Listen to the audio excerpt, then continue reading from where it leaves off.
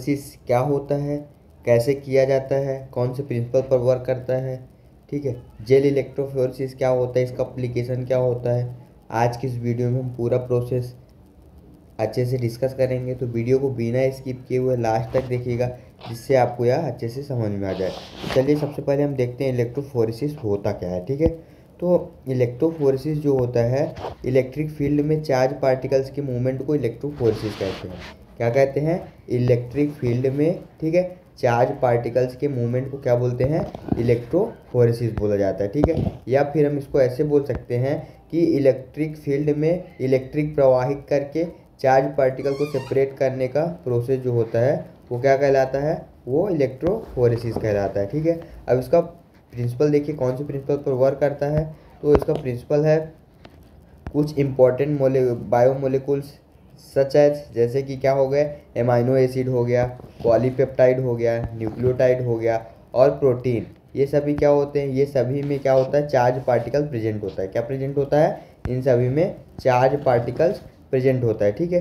जिसमें क्या होता है? जिसमें पॉजिटिव चार्ज होता है वो क्या करेंगे? वह कैथोड की ओर मूव करेगा। किसकी ओर? कैथोड की ओर। कैथोड कैसा होता है? कैथोड उसमें निगेटिव चार्ज होता है, तो जो पॉजिटिव होगा वो निगेटिव की ओर यानी कैथोड की ओर मूवमेंट करेगा, और जिसमें निगेटिव चार्ज होता है वो एनोड की ओर। एनोड क्या होता है? एनोड पॉजिटिव चार्ज होता है, तो एनोड की ओर मूवमेंट करेगा, ठीक है। अब देखिए इलेक्ट्रोफोरेसिस जो होता है वो 2 टाइप्स के होते हैं। कितने टाइप्स के होते हैं? 2 टाइप्स के।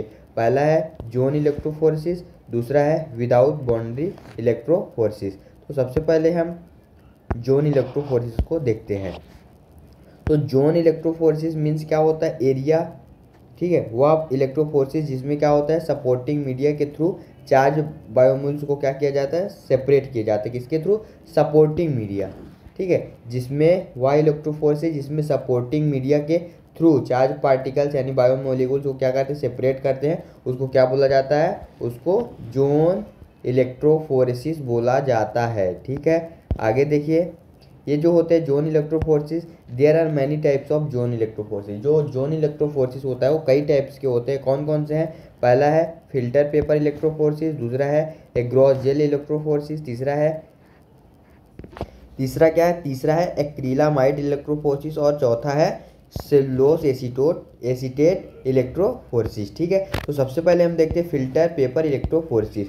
जो फिल्टर पेपर इलेक्ट्रोफोरेसिस होता है इसका यूज सिंगल बायोमोल्स, जैसे कि क्या हो गया, कैल्शियम हो गया, पोटेशियम हो गया, इलेक्ट्रोलाइट हो गए, मिनरल्स हो गए, इन सब के सेपरेशन के लिए हम फिल्टर पेपर इलेक्ट्रोफोरेसिस का यूज़ करते हैं, ठीक है। अब देखिए ग्रॉस जेल इलेक्ट्रोफोरेसिस। एक ग्रॉस जेल इलेक्ट्रोफोरेसिस का यूज़ लार्ज मोलिकुल, जैसे कि क्या हो गया, जैसे कि हो गया प्रोटीन हो गया, ये लार्ज होता है, लाइपोप्रोटीन हो गया, कार्बोहाइड्रेट हो गए, आरएनए हो गया, डीएनए हो गए, इन सब के सेपरेशन के लिए एक ग्रॉस जेल इलेक्ट्रोफोरेसिस का यूज़ किया जाता है, ठीक है। नेक्स्ट है एक्रिलामाइड इलेक्ट्रोफोरेसिस, ठीक है।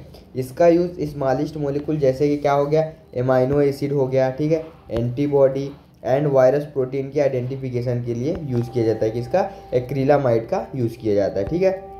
नेक्स्ट है सेलुलोज एसीटेट इलेक्ट्रोफोरेसिस। इसका यूज लार्ज मोलिकुल, जैसे कि क्या हो गया, जैसे कि प्रोटीन हो गया, लाइपोप्रोटीन हो गया, कार्बोहाइड्रेट हो गया, आरएनए हो गया, डीएनए हो गया, इन सब के सेपरेशन के लिए किया जाता है। किसका? सेलुलोज एसीटेट इलेक्ट्रोफोरेसिस का यूज़, ठीक है।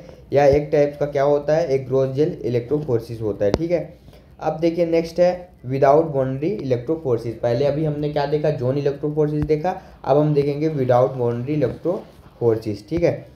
तो देखिए वह इलेक्ट्रोफोरेसिस जिसमें सपोर्टिंग मीडिया रिक्वायर्ड नहीं होता। देखिए जोन इलेक्ट्रोफोरेसिस में सपोर्टिंग मीडिया का यूज़ किया जाता है, लेकिन इसमें सपोर्टिंग मीडिया का रिक्वायर्ड नहीं होता है, ठीक है। इसमें डायरेक्टली इलेक्ट्रोफोरेसिस किया जाता है, डायरेक्टली इलेक्ट्रोफोरेसिस किया जाता है, ठीक है। इसलिए इसको क्या बोला जाता है? इसको विदाउट बाउंड्री इलेक्ट्रोफोरेसिस बोला जाता है, ठीक है।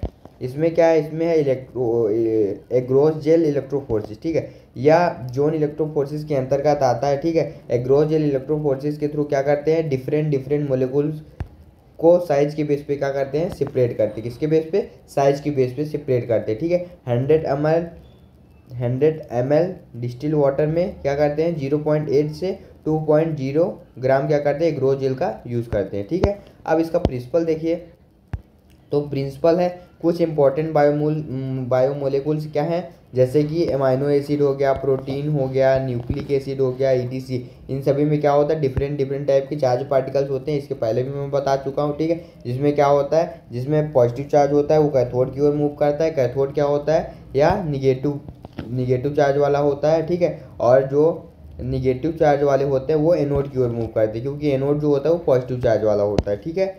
नेक्स्ट देखिए रिक्वायरमेंट इसमें क्या लगेगा इलेक्ट्रोफोरेसिस में। तो इलेक्ट्रोफोरेसिस में सबसे पहले हमको क्या लगेगा, कंटेनर लगेगा, देन डीआयोनाइज्ड वाटर लगेगा, ठीक है। एक ग्रॉस जेल पाउडर लगेगा, पावर सप्लाई लगेगा, ठीक है। देन लगेगा इलेक्ट्रोड लगेगा, कौन कौन से, एनोड और कैथोड। एनोड क्या करेगा, एनोड जो पॉजिटिव चार्ज वाले रहेंगे उसको अट्रैक्ट करेगा, और जो कैथोड रहेगा वो निगेटिव चार्ज वालों को वो करेगा, सॉरी इसका उल्टा होगा, एनोड जो होगा वो निगेटिव चार्ज वाले को करेगा और कैथोड जो होगा वो पॉजिटिव चार्ज वाले को करेगा, ठीक है। और सपोर्टिंग मीडिया है, सपोर्टिंग मीडिया में किसका, एग्रोजेल का यूज़ किया जाता है, ठीक है। और कास्टिंग ट्रे का यूज़ किया जाता है, कुम्स का यूज़ किया जाता है, ठीक है। और लोडिंग डाई में ब्रोमोग्लिसरॉल का यूज़ करते हैं, ठीक है।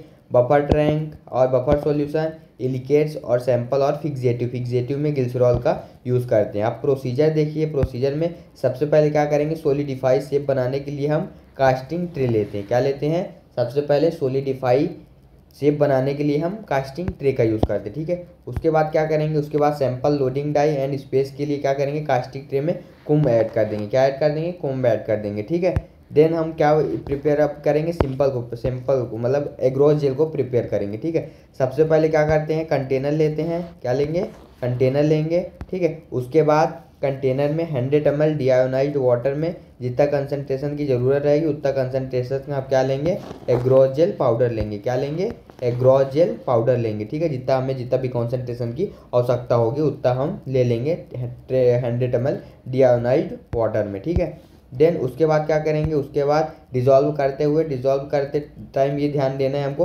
कि एयर बबल्स ना आए। क्या करते हैं, उसके बाद डिज़ोल्व करते टाइम हमको ये ध्यान रखना है कि उसमें बबल्स ना आए, ठीक है।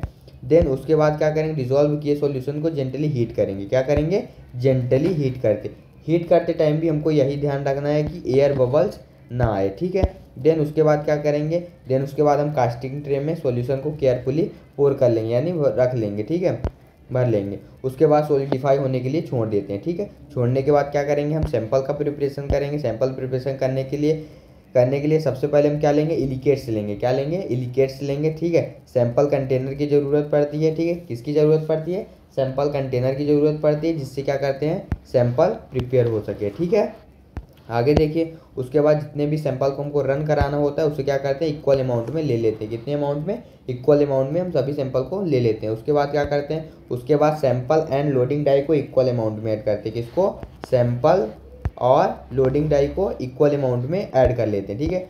उसके बाद लोडिंग डाई ऐड करने के बाद फिक्सेटिव यानी ग्लिसरॉल का यूज़ करते हैं। किसका, ग्लिसरॉल को ऐड कर लेते, ठीक है। उसके बाद माइक्रोपिपेट की हेल्प से सैंपल को क्या करेंगे, सपोर्टिंग मीडियम में ऐड कर लेंगे। कहाँ पे ऐड कर लेंगे, सपोर्टिंग मीडियम में ऐड कर लेंगे, ठीक है। देन अब फिर हम क्या करेंगे, इलेक्ट्रोफोरेसिस करेंगे। तो इलेक्ट्रोफोरेसिस का जो प्रोसीजर है उसको देख लेते हैं। सबसे पहले क्या करेंगे, क्लीन एंड ड्राई इंस्ट्रूमेंट लेंगे। क्या लेंगे, ये बताने की ज़रूरत नहीं पड़ती। कोई सा भी अगर हम टेस्ट परफॉर्म कर रहे हैं तो हमको क्या करना पड़ेगा, क्लीन एंड ड्राई क्या करना पड़ेगा, इंस्ट्रूमेंट लेना पड़ेगा, ठीक है। उसके बाद कैथोड एंड एनोड दो क्या लेंगे, इलेक्ट्रोड लेते हैं। क्या लेते हैं, कैथोड और एनोड दो इलेक्ट्रोड लेते हैं। उसके बाद सपोर्टिंग मीडिया में क्या लेंगे, एग्रोस जेल को ऐड करेंगे, ठीक है। उसके बाद बफर टैंक में बफर सॉल्यूशन को क्या करेंगे, मीडियम में टच हो ऐसा फिल करते हैं, ठीक है। बफर टैंक में जो बफर सॉल्यूशन होगा उसको ऐसा फिल करेंगे कि वो मीडियम में टच हो, ठीक है। उसके बाद सारे सैंपल को केयरफुली क्या करते हैं, लोड करते हैं।